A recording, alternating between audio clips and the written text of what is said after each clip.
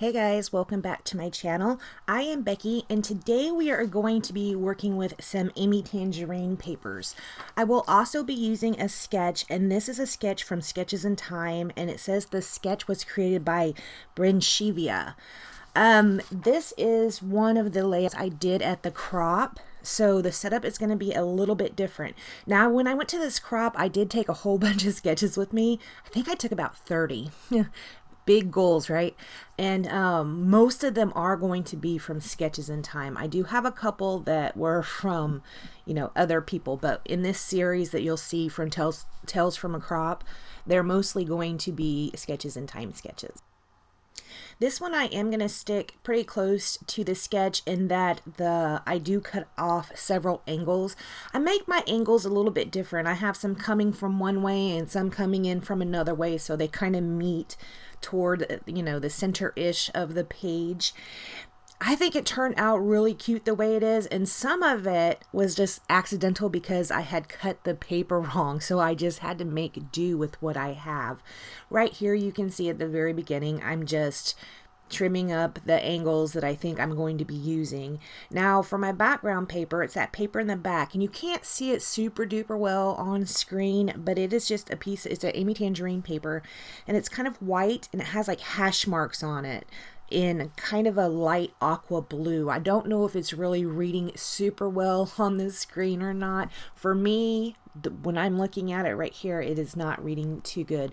The lighting that we had was not super fabulous at night. During the day there was a lot of windows, but at night it wasn't really great. I just took one hot light with me, so you get what you get, right?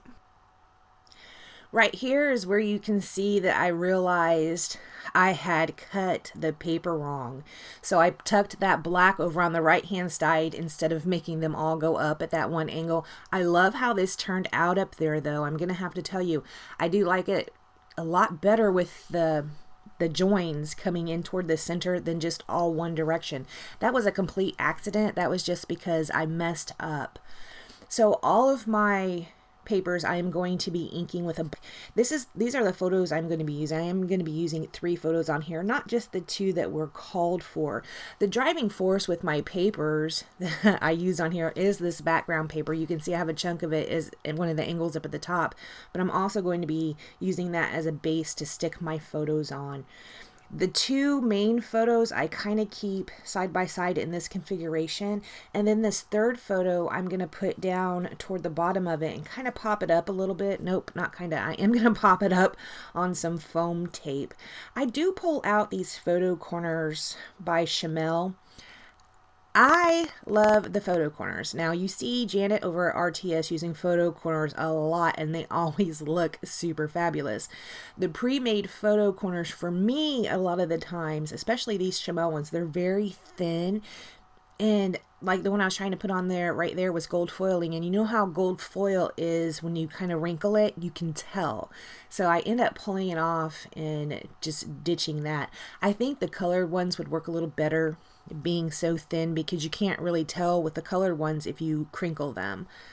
I don't know. I have not had good luck with the photo corners, but I do love them, and I do love it when Janet uses them.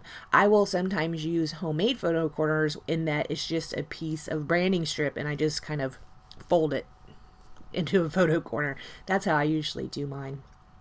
So you can see right here I am pulling out my title. It says "How Cute" because I didn't know what else to say about this. These are photos of Riley, and it's so cute because she will just rest her head on her hands and watch things, and I don't know, it's just so cute. It's almost like she's thinking. I just love it when she does that. It's adorable.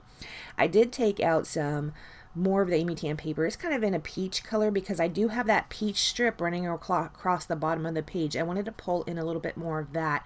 So I'm going to just put a little piece at the top and the bottom of my little photo mat area right here. And I will just put down the title in that right hand open space. It says "How Cute" on it. Now for my embellishments, I pull out some puffies that are from Felicity Jane. They're just black and white.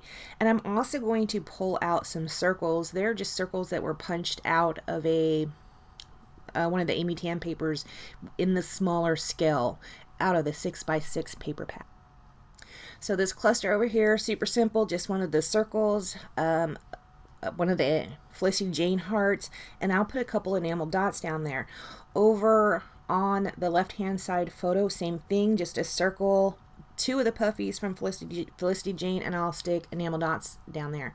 Up here at the top I have this other circle. I'm going to go ahead and cut it in half, and I'll just use two pieces of it, one under each layer. Here I'm going to go ahead and say, oh yeah, that's where I want it. And then I put a puffy heart and a couple enamel dots. This, because I use so many patterns, I don't think I really needed a whole lot of embellishments on here, so I do keep it super simple. I'm not going to do any splatters on this at all, so after I get this last cluster down and put my enamel dots down, that's all I'm going to do to this layout. I want to thank you guys so much for joining me. Please check the description box below for links on where you can find me, and please like, comment, and subscribe, and I'll see you next time. Bye guys.